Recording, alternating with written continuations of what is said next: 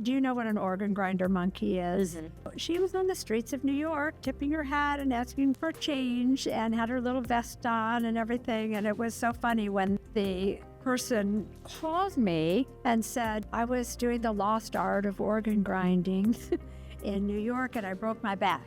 And the family cannot take care of these two monkeys because they will attack them. Can they come to Jungle Friends? I said, sure, send me a picture of them so I know what species, because he wasn't sure what species they were. So he sends me these pictures, and I have them. I can show them to you, of these cute little monkeys in their little vests and their little hats. I said, okay, they show up like that at Jungle Friends, they will be the laughing stock of Jungle Friends, because we have naked monkeys here.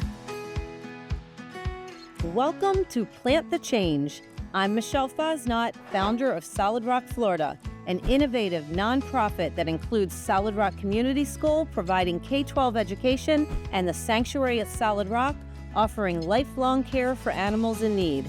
We're a forward-thinking, eco-advanced organization dedicated to compassionate, humane education. Can you tell people what New World monkeys are? Because all of yours are New World monkeys, correct? Right. Okay, so explain what kind of monkey that is and what that means. New World just means like where their location is. So New World monkeys are from Central and South America and some Mexico. There are some spider monkeys in Mexico. So, and the Old World monkeys are Asia and Africa. I started with New World monkeys, and I'm so glad that I did not go to Old World monkeys, because they can carry some pretty scary diseases.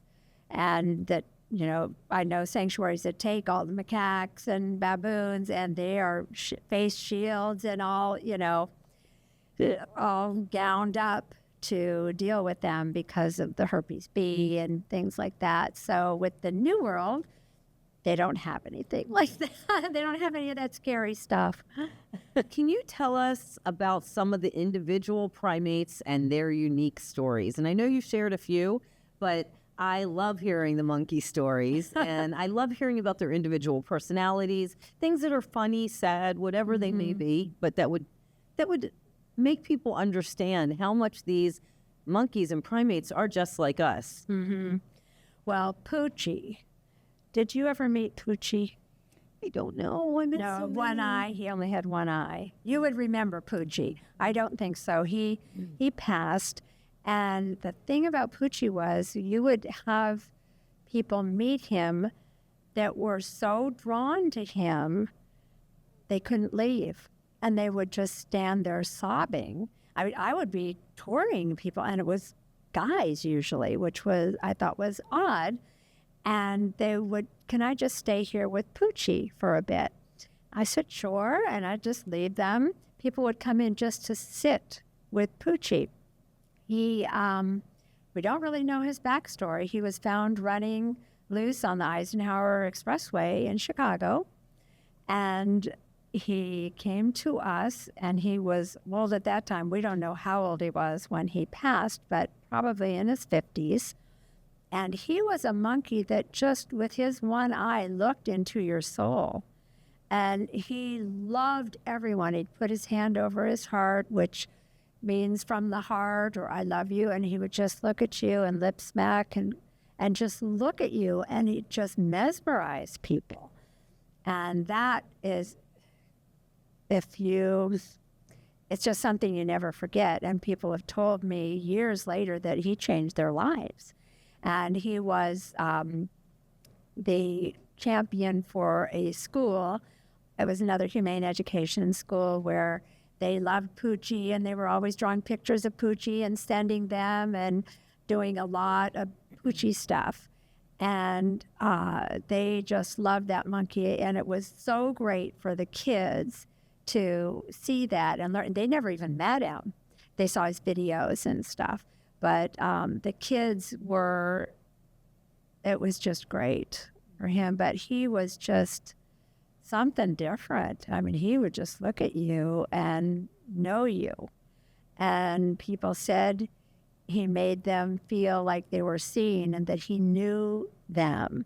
And they felt so much better. They'd be crying, but felt so much better when they left him that they just kept coming back. Poochie was a popular guy, and he was so amazing, and it was so sad to have him go, but he was very old.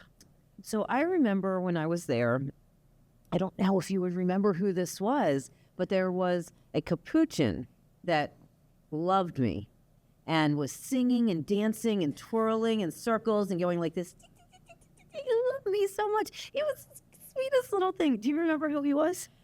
Was it Krishna? Don't know. Don't remember the name. Was it a male or female? Male. A male. Mm-hmm. Okay. And I have the video. Okay. Oh, he loves me. And then my husband came near me, and he not want my husband anywhere near me. Like, that is it. It's so cute. I thought he was the cutest boy. But I thought that was funny. I was like, that's just, it's such human behavior. Yes.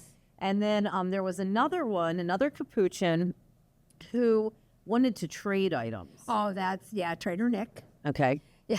So he actually came from University of Georgia. And that was the studies were to see if monkeys knew the value of things. And the monkeys from the Worcester College were also in that same study. For some reason, we wanted to know if monkeys knew the value of things. And they'd try poker chips and different things. And the monkeys knew that it cost more for a banana than it would cost for a carrot. So that's what they would do. They would trade them something, and if it wasn't enough that they were giving them, nope, and they knew that this cost more. Trader Nick, we call him, because we got a few out of University of Georgia, but most of them don't want to trade anymore, but Nick does. And anytime you walk by, he's like, He's like this. He's like trying to... Yeah, throwing things out, some leaves or straw, or if he's inside in his bedroom, here, I'll trade you my blanket for something. So, and it's so cute because you go up with a treat and say, Nick, I've got a cashew. Cashews are real big at Jungle Friends. Got a cashew, what have you got for it? And he'll look around and give you different things. A peanut, you might get a piece of pine straw. Cashew, you're going to get a leaf or something really wonderful. So, everybody loves to trade with him because he's so polite, and he puts it right in your hand and then asks for it. And when he gets his meds, you have to trade him something. He'll give you his little cup back. So with Nick and Mad Max, they both have medicines that we have to put with food and different foods. Like one day it's vegan mac and cheese, and the next day it's applesauce, and all kinds of different things in a cup. And then they'll always give you back their cup so that we don't have to try to find it. And if someone left him with his cup and didn't wait for him to give it back, you go in and he's got a few cups around. Max, hand me all of your cups. And he'll go get them all and just hand them to you. And tidying up the place. He's the one that wants everything tidy. So he's really funny. But he doesn't like guys much. We had to... I remember you telling me when we were there, like some like men, some like women. It's like everybody is different. Yeah. Very particular. And he will throw rocks at guys, and if there's a girl around, say, let's get him. But he doesn't like the boys. And then they all have their particular, like Dodger. He is gay. And he loves the boys and could care less about any females around, but he goes crazy when a male visitor comes. So whenever we've got a male, get him over to Dodger, because he loves seeing the boys. Most of them, I think, are probably bisexual because, for the capuchins, it's kind of... Is that typical in the wild? Yeah. Oh, okay. Yeah. Well, there are even animals in the wild who, if they start overpopulating, they will pair up with the same sex to control population. So, and maybe that's what's happening here, but so it's a good way to control population, better than wars and things like that. So, hello, friends. You can help make a difference by liking, commenting, subscribing, and sharing the Plant the Change podcast. And you can visit us at solidrockflorida.org to learn more about Solid Rock Community School and the sanctuary at Solid Rock. Your support makes a real impact and helps plant the change. You can also become a sanctuary subscriber on any of our social platforms. Your monthly support helps provide food, enrichment, medical care, and the daily comfort our animals depend on. For only $4.99 a month, you'll receive exclusive private posts, behind-the-scenes videos, and eligibility for fun supporter giveaways. It's a small monthly gift that makes a huge difference in the animals' lives. Please subscribe today. I remember another capuchin that we were walking past, and you said, stay far away from her. She's like that crazy aunt some people have in their family. And I don't remember who she was. And I was like, what do you mean? And you're like, oh, she's crazy. Okay, it's probably, did I refer to them as the nasty girls? Yes. Okay. Yeah. Yes. I'm like, oh, I know some of those people. Yes. Yeah. And they're both alike, and they didn't come together. We paired them up together, and they will try to get you. Neither one has any teeth. One of them was, I don't know, do you know what an organ grinder monkey is? Mm-hmm. Yeah, so she was on the streets of New York, tipping her hat and asking for change, and had her little vest on and everything. And it was so funny when the person called me and said, you know, I was doing the lost art of organ grinding in New York, and I broke my back. And the family cannot take care of these two monkeys because they will attack them. And they can come to can they come to Jungle Friends? I said, sure, send me a picture of them so I know what species, because he wasn't sure what species they were. So he sends me these pictures, and I have them. I can show them to you, of these cute little monkeys in their little vests and their little hats. I said, okay, they show up like that at Jungle Friends, they will be the laughing stock of Jungle Friends, because we have naked monkeys here. So anyway, so they both came, and Coco and one of the nasty girls is Mickey, and we tried to get them together, Coco and Mickey, with another female, Ginny Rose, and Ginny Rose and Mickey were being mean to Coco. So now Coco's with Marcel, and the two nasty girls are together. And now they have teeth, but they can get you. They will try to get you no matter what. They want everything you've got. If you've got glasses, they want those, and a hat, and your watch, and your rings. And they're crazy. The other one was a pet, but Ginny Rose was a pet, but Mickey was. We've all known people like that. Yes. Yeah. Yes. And they have a lot of very similar personalities to people. Exactly. Yep. So you've talked a lot about like what the primates' needs are as far as like diet. You went into that a little bit. Tell me about socialization for them. They need to be with other monkeys. We get monkeys who. I think I want to just stop you there because I think that's so important. Yes. Because the reason you have so many, and all of ours came from the pet trade, right? Mm-hmm. People go and they buy primates, they buy monkeys to have as pets. They're not meant to be pets. They're not meant to live in a bird cage. They're not meant to be running around in an apartment. They get these monkeys, and they at some point realize they bite, they scratch, whatever it may be. They realize they don't have the ability to take care of them. And so then they're going to you, they're coming to me. It's people need to stop getting monkeys as pets. Right. So like I think that's like something we just need to say over and over and over again. Monkeys are not made to be pets. Primates should not be living in cages. Like we have them in cages, and we don't want them in cages. Of course. You know what I mean? It's terrible. I don't care how good the cage is. I don't care. They shouldn't be in captivity like that. It's not right. And I tell people, but I'll build a beautiful habitat. People call me that want a monkey, and I try to talk them out of it. I don't care if you build them a beautiful rainforest and grow a tail and swing through the trees with them. This monkey was stolen from his or her mother. So that's where it starts. If people understand that they are literally pried off of their mother's backs, and I saw it because the breeder where my ex-boyfriend bought the monkeys, this was 30-some years ago. There was no internet. There was no way to learn about them. So I asked the breeder, can I come and see how to learn how to take care of monkeys?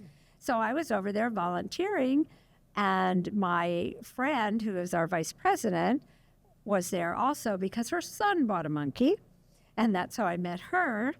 He said, you want to help me pull a monkey? And we were like, what's that? So, well, come here, I'll show you. So we went over to see what that meant.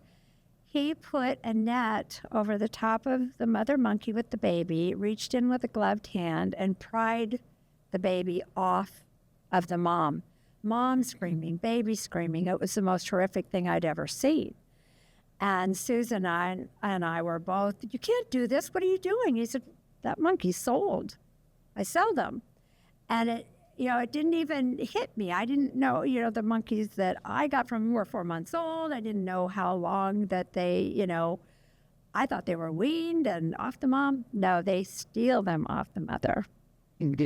And that's when I said, you can't do this. This isn't right. And he said, this is my father's business. I'm a school teacher, and I'm going to sell everyone because I lost my USDA license. So I'm just going to auction everyone off, sell them to the highest bidder. Now, these are monkeys I've met. Okay, how much for all of the monkeys? And there were probably 10 or 12. I can get you the accurate amount. How much for everyone? And I just gave him my charge card. I didn't have a place for them to go, but I did not want them sold. So I bought them all. I went to the breeder's property every morning and every night. I cleaned and fed them and took care of them at his place, and until I could find some land. So I bought an acre in Vegas and started building, and finally got them all out of there and onto our land. I don't know if you are familiar with the land in Las Vegas. It's built on rock, caliche. So if I wanted to plant anything, you need a backhoe or dynamite. So it was crazy, and I wanted my monkeys to be on trees and have fun, and I would, try to do everything I could, but it was so hot and dry.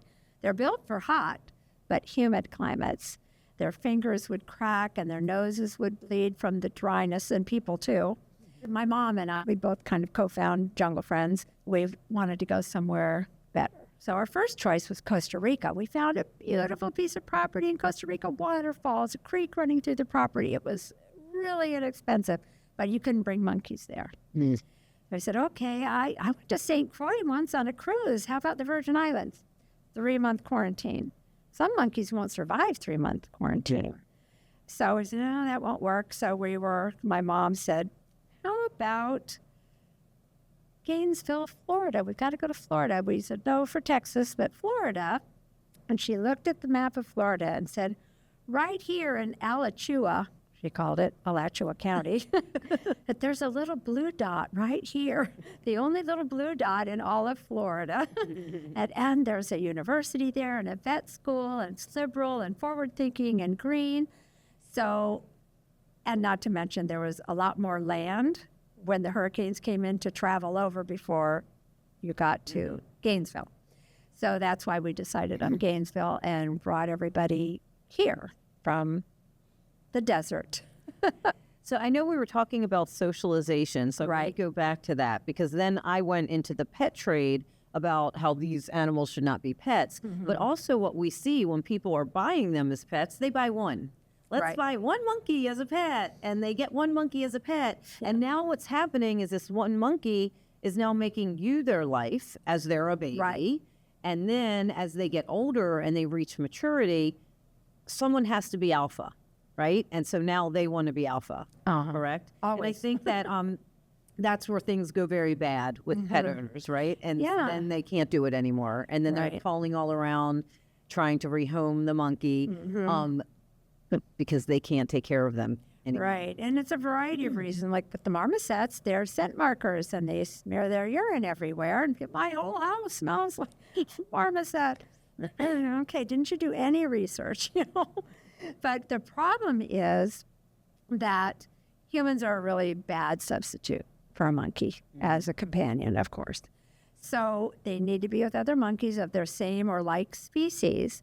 And it's difficult because they think they're little humans. They don't really know what they are, so they'll come in and not know what that is, and until they start. It's kind of like deaf children. I took classes in deaf culture. I wanted to learn sign language to talk to my monkeys. That's how that started. Didn't work out so well. But anyway, in the deaf culture, when deaf kids were among hearing people, they felt isolated and alone and they couldn't communicate. So once they met a deaf person and they had sign language and could communicate with each other, it was like their whole world opened up. That's how it is for the monkeys. Because everybody thinks they talk monkey. They don't talk monkey. It's very hard to make their vocalizations. I've tried and I'm not very good at it. I believe they understand English and they know our body language. They understand us, I think, better than we even understand them. But that is when you introduce them to a monkey and they finally get it, it's like a whole world opens up. Someone understood me. Someone does the different gestures that different species have.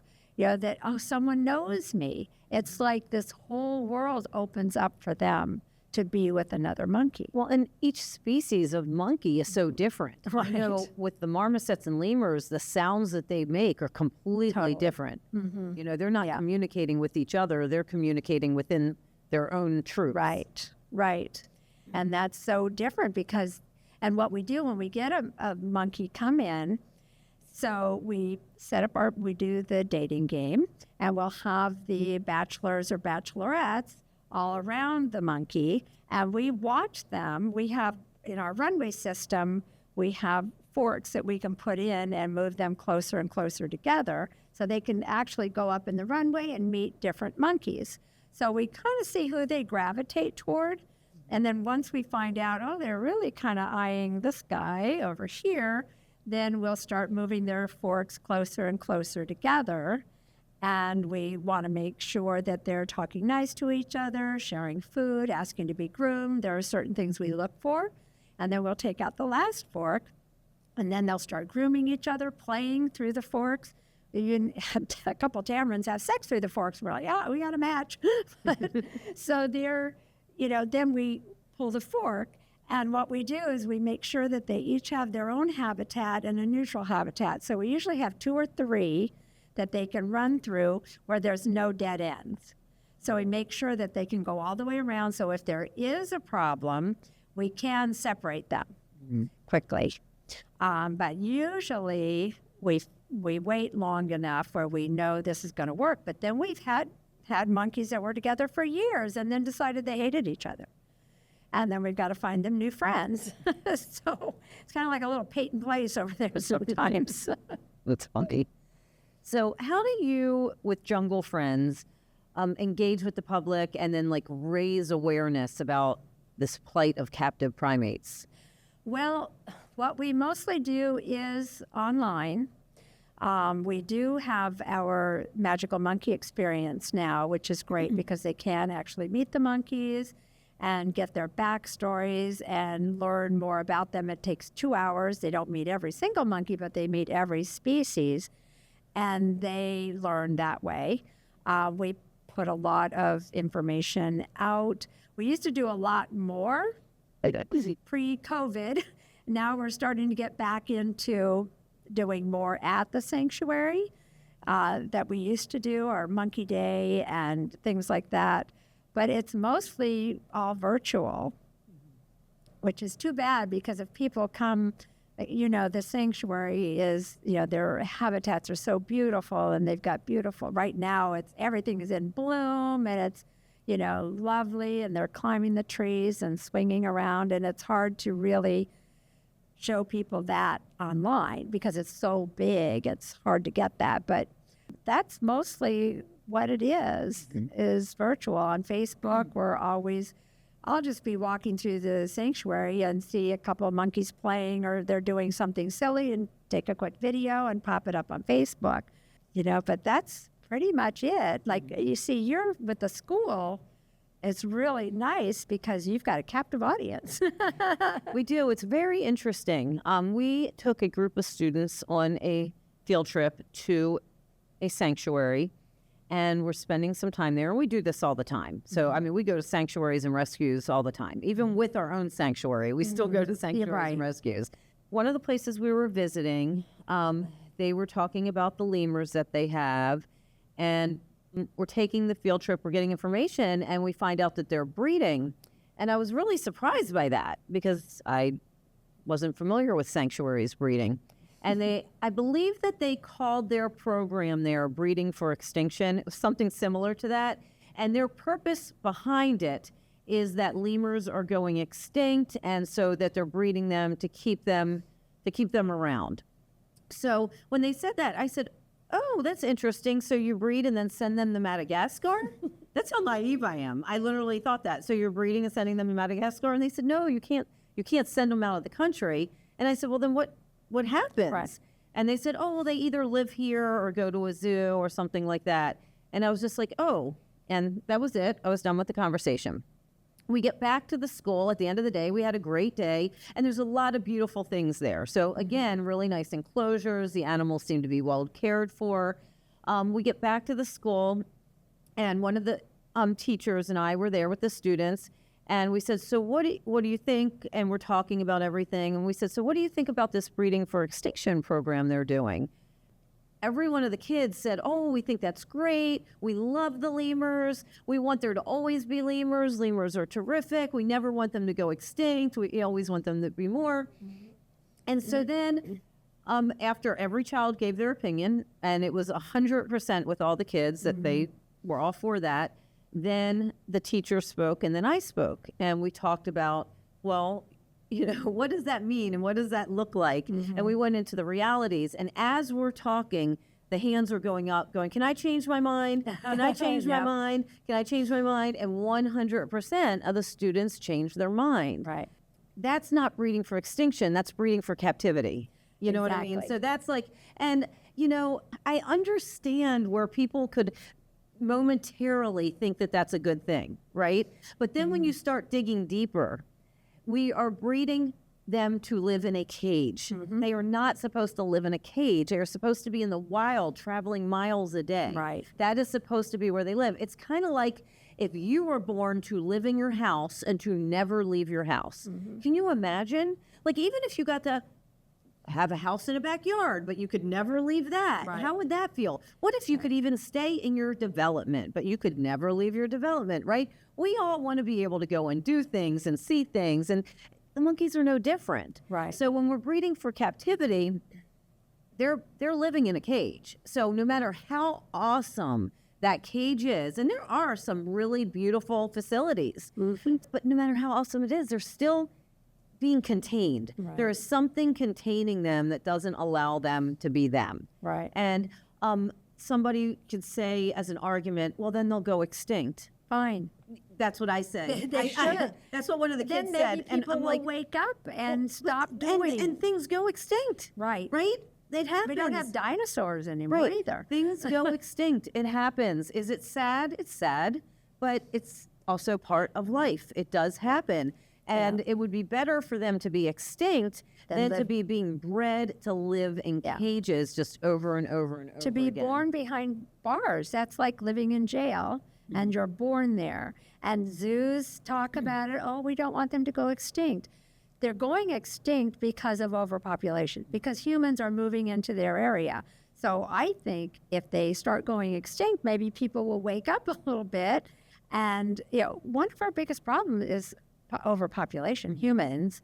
Yeah. And that's the biggest problem. We're taking away their habitats, the cotton-tufted tamarins. We've got a bunch of cotton-tufted tamarins, and they are critically endangered, and they are going to go away. They're just in this one little spot. Same thing with the lemurs, and they're saying by 2030 for many of the types of lemurs. They're only in Madagascar. Right, they're only in Madagascar, and why are they going extinct there? Because of slash and burn. Right. And why because of slash and burn? Because humans want to, it's deforestation and factory farms and all these things that are just destroying their habitats, and so then they're dying off. Yeah. If we want to keep lemurs, then Madagascar should be breeding lemurs in the wild. Just let them go to town and leave them alone, and then they can just live in the wild and be themselves. But it's like we're doing things that aren't natural, and we're normalizing it. Right. Right. And people think, oh, yeah, we don't want them to go extinct. We want to be able to see them. So they want them in a zoo where they can see them. And it's all because me. I want my kids to see them. I want to be able to see them. Watch a documentary.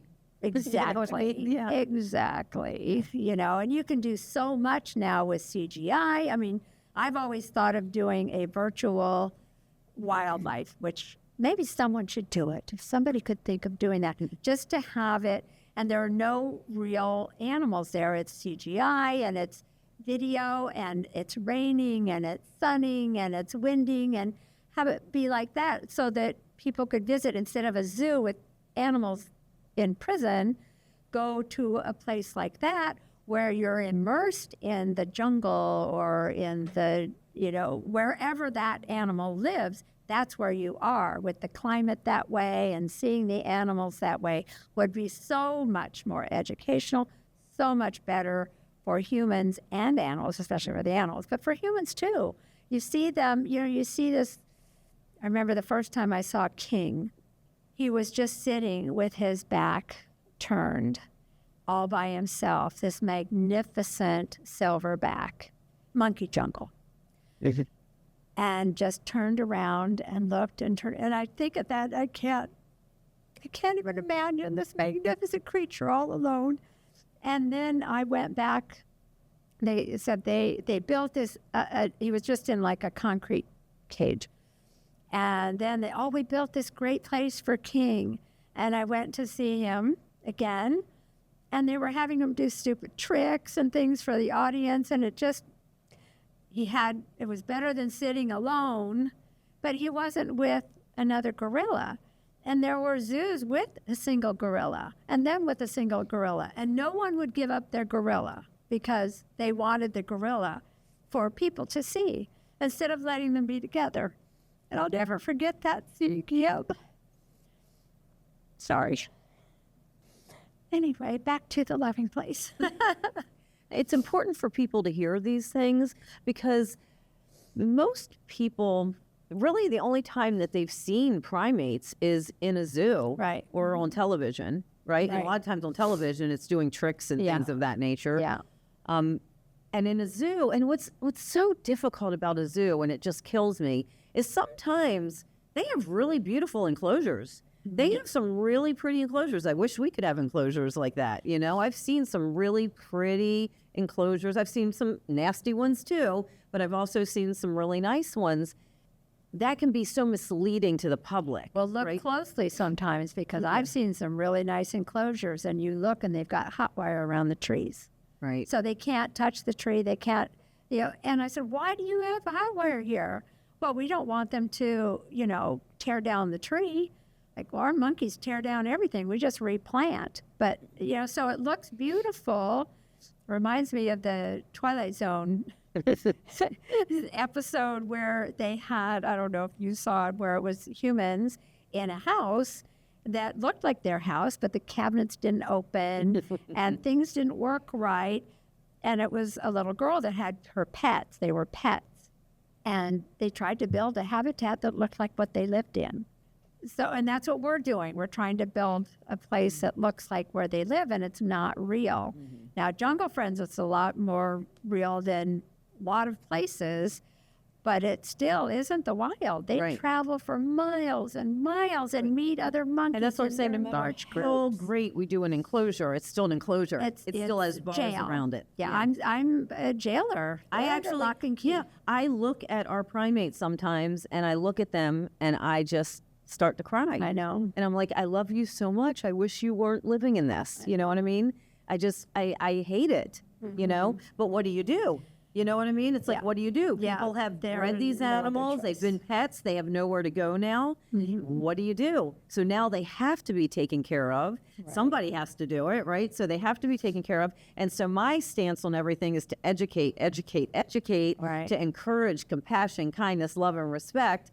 For us, we want our sanctuary to teach empathy and compassion and all of these different things to students, just like you're trying to do to the general public, so we can stop this madness. Right. So we can stop breeding these animals and having them live in captivity and having people get them as pets and then not be able to take care of them anymore, or labs doing testing on them. I mean, all of these things are just madness, and this is why sanctuaries exist. And then going back to the zoos for a second, so what I was saying regarding, they have many times these enclosures that really look beautiful. I've seen some that I wish I could duplicate, right? But we can't. They have funding that is just, millions above what we Yes. have. Yeah. You know what I mean? So they have like this unlimited pocketbook Right. to be able to do this. And but they're breeding, they're getting some from the wild. There's all these different ways that they come about the animals that they have. And they're separating families. Oh, this one's on loan over here, and this one's on a breeding loan over there. And my hope is that these zoos will become sanctuaries. That's my hope too. Because Because- right now, I agree with what you said a minute ago. It's like right now the zoos are kind of like smoke and mirrors. You Right. know what I mean? It's like, look how beautiful everything is, and it's Right. pretty. Their gardens are pretty. Their enclosures are pretty. Everything's pretty. But this is not what we're supposed to be teaching. We're trying to teach something so we don't have to continue this. Right. Right? But why can't the zoos be sanctuaries? Why? Stop. I mean, I do know partially why, but instead of breeding animals and getting animals from these other places, take rescue animals and have rescues animals And there. one of and so their- now that the public can still have the experience of seeing the animals, Right. but now it's an educational trip as well. So, I mean, there's just so much more that could be done there. Well, one of their reasoning is because I've had animals come to me from zoos because they didn't look right. They got too old. They don't have their hair right. They don't want the public to see anything wrong. They want the perfect animal, or they're going behind the scenes.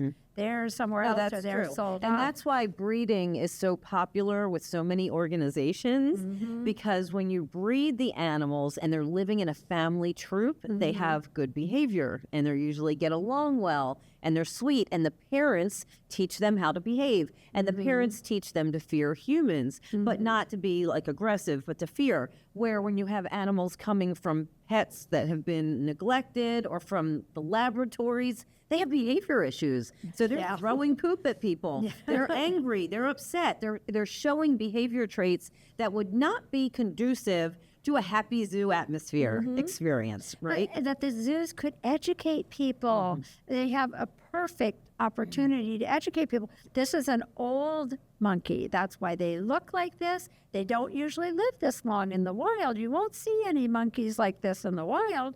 But here, they live much longer, and we give them the opportunities that they need to live longer, and they could do so much good if they would do that. And then they can there was one zoo that I went to, it's in Detroit. They had all of these chimps in an enclosure, and they were dressed up, some of them, some had a hat, and they had toys and were tearing up books and stuff. They were all pets.